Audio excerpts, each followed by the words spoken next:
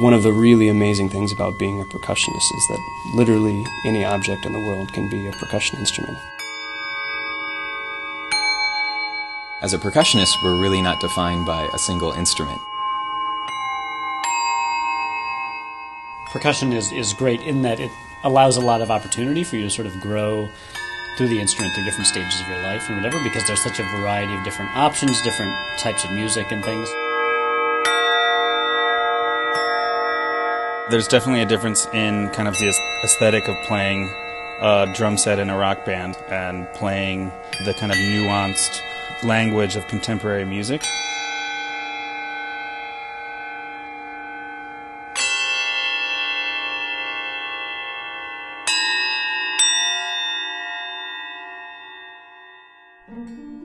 When I was very young, I used to lie underneath the piano in my house and listen to my siblings play it or my mother play it and all the sounds and watch the pedals go up and down like this.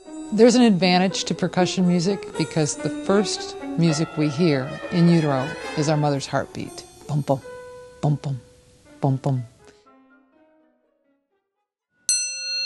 Studying the vibrations of large and small bells helps us understand the sounds of one of the world's oldest musical instruments. And bells are some of the oldest instruments.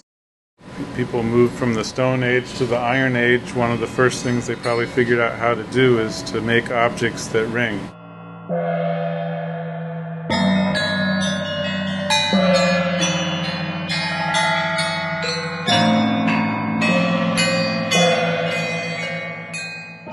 For about 25 years, in all of my orchestral music, I've been using bells and bell-like sounds. So whether it's a pizzicato with a vibraphone or whether it's a bell with a down bow in the strings, whatever it might be, I've always been interested in this kind of attack with these beautiful decays and the resonance and the sort of complex of harmonies beating against one another as a sound is decaying.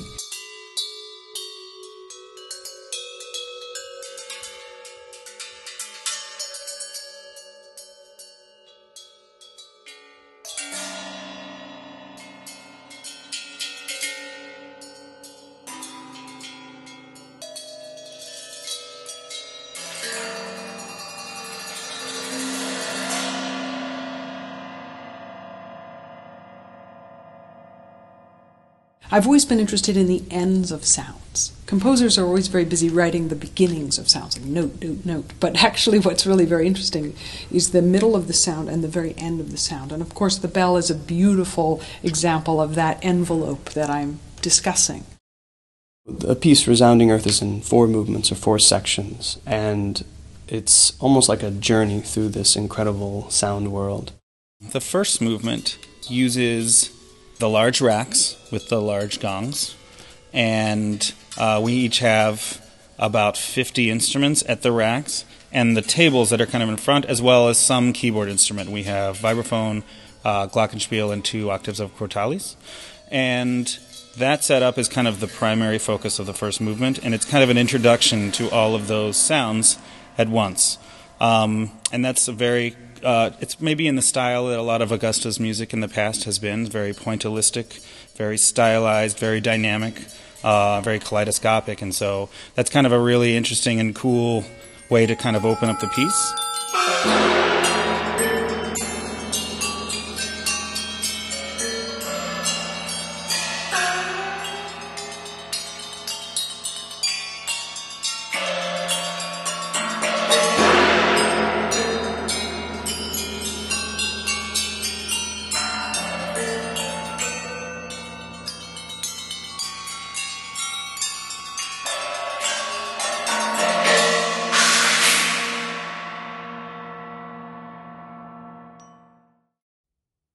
There was also the intrigue of this being a new piece with that many bells from around the world. What would it look like?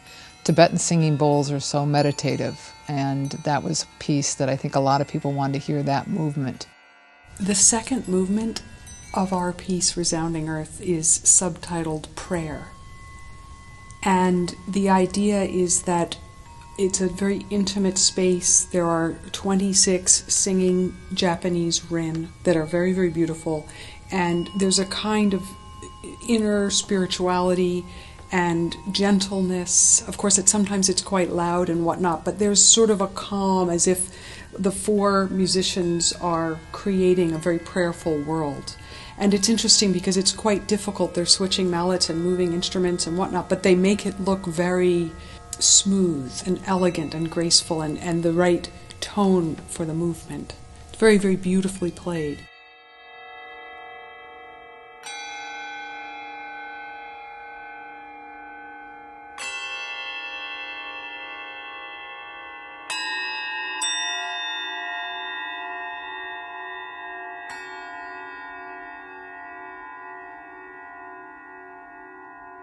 Everything calms down, and certainly as a performer you get a chance to sort of breathe and calm down, and you're playing these Japanese prayer bowls, which are used in meditation practice, and so it's almost like you get to have a little meditation in the middle of our concert in the second movement.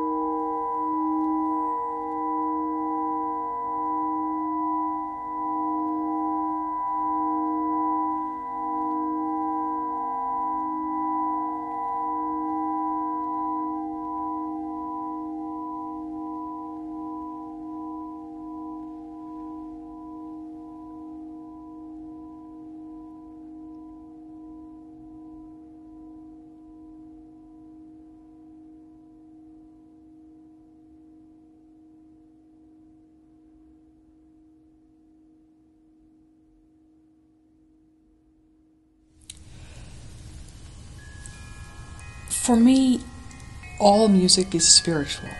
For instance, if I hear Johann Sebastian Bach, I feel a spirituality in what he made. Or if I hear someone improvising, I can hear something of their soul or their spirit in the music.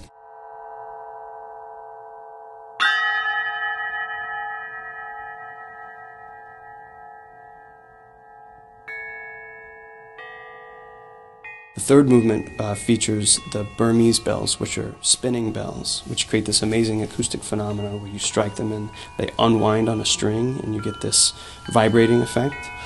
And that movement is particularly cool for us because we just know that these bells are very rare and you don't often find them outside of Burma. And we actually have 18 of them on stage and we're playing scales with the bells and it's a really incredible sound.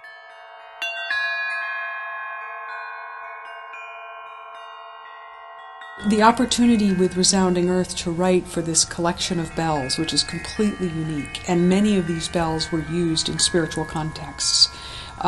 Ceremonies, very private ceremonies or public ceremonies in large churches or in very small temples, things of this kind. Even in family temples where in your house you would have a small temple in the living room.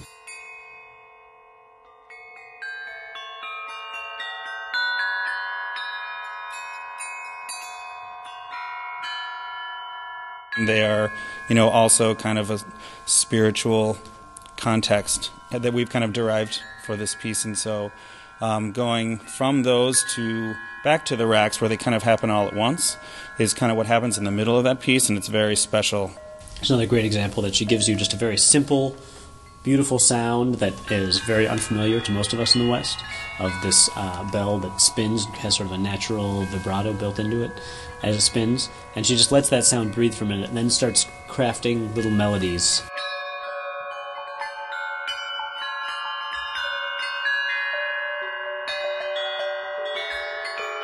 The third movement is subtitled Mantra, And in that movement, I had the sense of sort of this thing that cycles back, and we have to just kind of keep hearing it and keep going there, and in the way that one would be saying a mantra.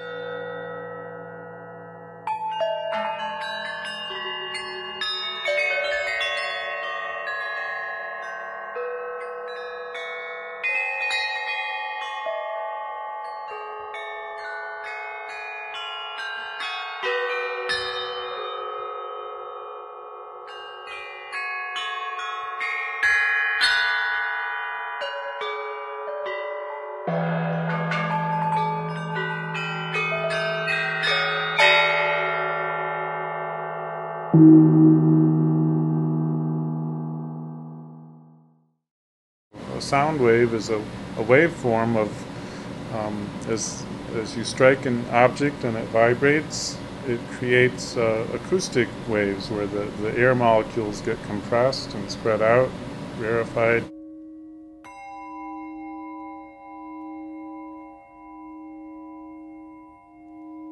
I have some bells here of types that were used at the Third Coast performance.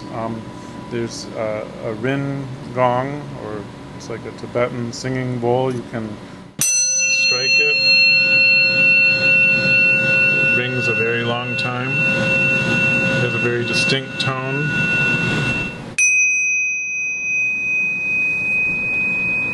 And a neat thing is, too, if I could dampen this one, put my ear really up close to this one, you would hear it ringing at the same frequency, because it's sympathetic vibration. It will resonate at that pitch, and you can excite it by a sound wave as well as by striking it.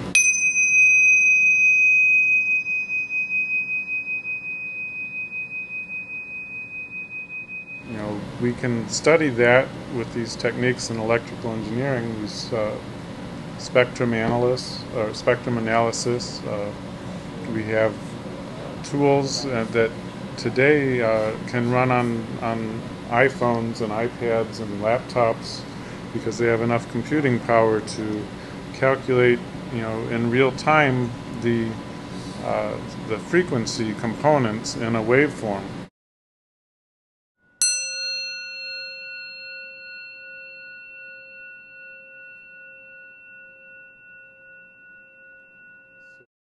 This bell, you can see, has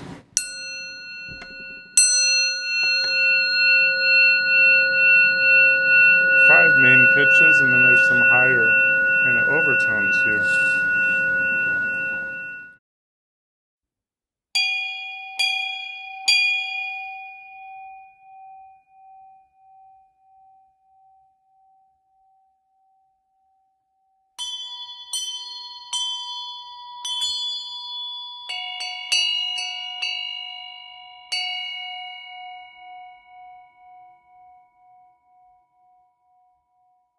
And then the final movement, similar to the first, uses not just all of the bells on these racks that we're using, but actually every single bell on stage is struck during that movement. Everything's kind of connected, so we use everything together, and it's kind of all kind of unified in the end. Again, we get a big climactic finish, and then the last 3 moments of the piece are these isolated instruments that are sort of like, I guess, a period at the end of the sentence that brings everything to a close.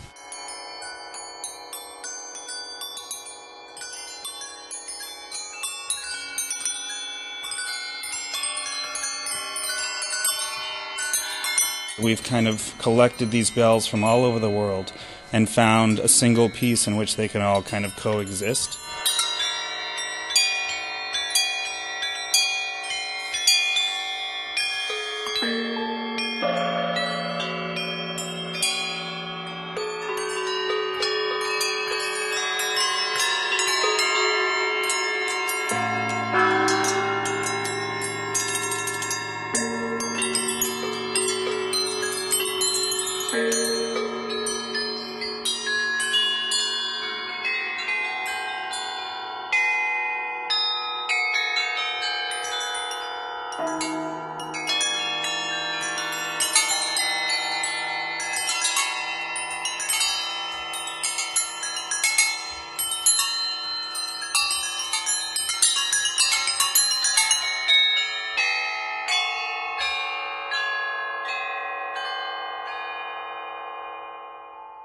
This piece actually, in some ways, feels like a symphony.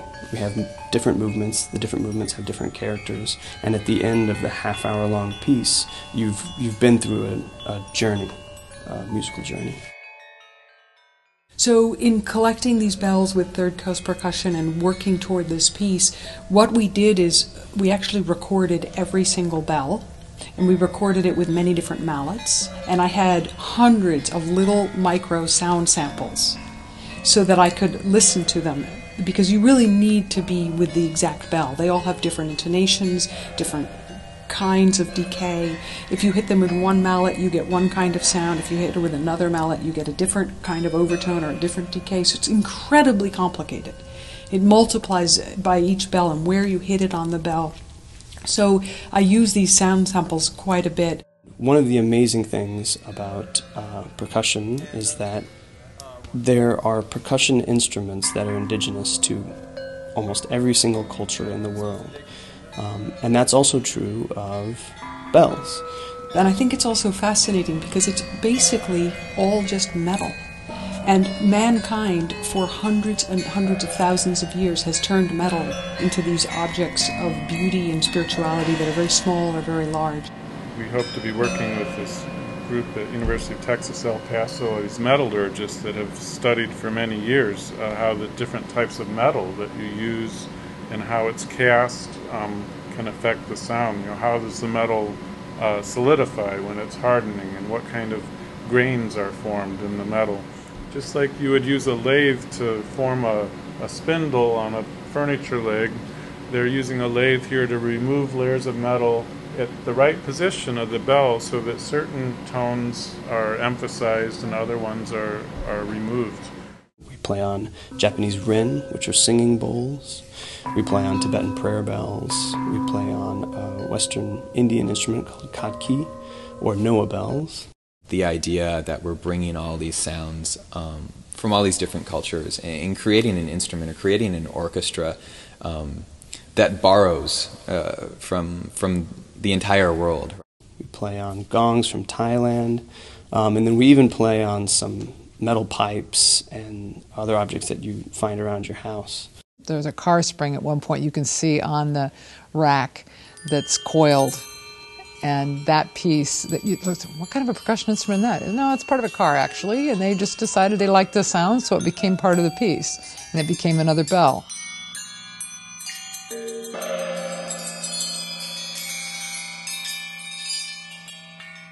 It's a very beautiful kind of human metaphor that transfers across all cultures, all kinds of people, all continents.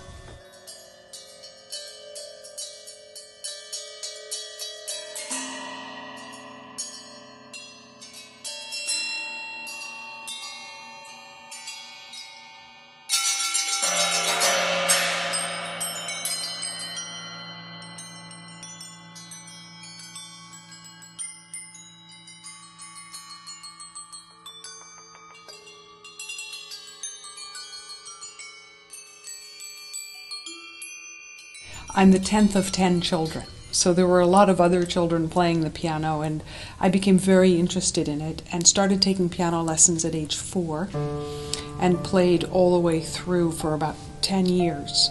And in the middle of that, of course, I was in a chorus, and then I took up the trumpet and played trumpet for 13 years all the way through college as a music major, performance major actually. In studying piano and voice, I had a great time for many years, and eventually just kind of decided in high school that it was important for me to kind of consider all my options. And I think I really enjoyed the variety that percussion offers. Music has always been a big part of my life, and I started playing music at a very early age. I started studying piano at about the age of 4. I started in elementary school just through my public school band, which is lucky that I had a band that started in 4th grade, and decided I thought drums were cool because I was 9 years old, and most 9-year-olds think drums are pretty cool. Third Coast Percussion was formed after we finished our studies at Northwestern University. We played percussion ensemble music as students there. My trajectory to becoming a composer was really a 20-year morph. From a performer, gradually, always composing. And as I went on, I decided to continue with composition.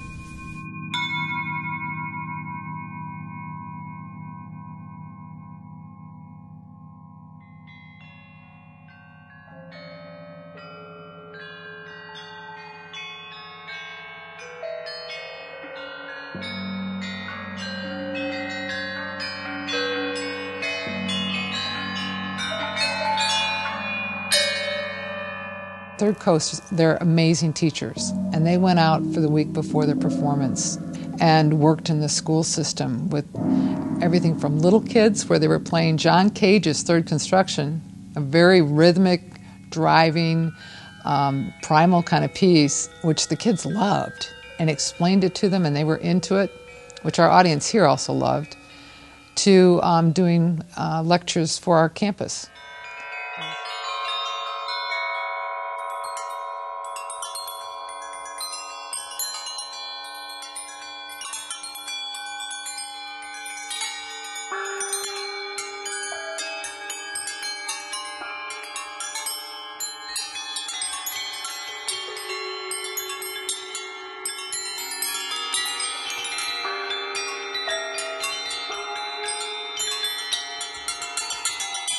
We started this, I was at a Chamber of Music America national conference in New York City, and David Skidmore, who was the executive director of Third Coast Percussion, was speaking with the executive director of the Indianapolis Symphony Orchestra about a recital he'd recently done.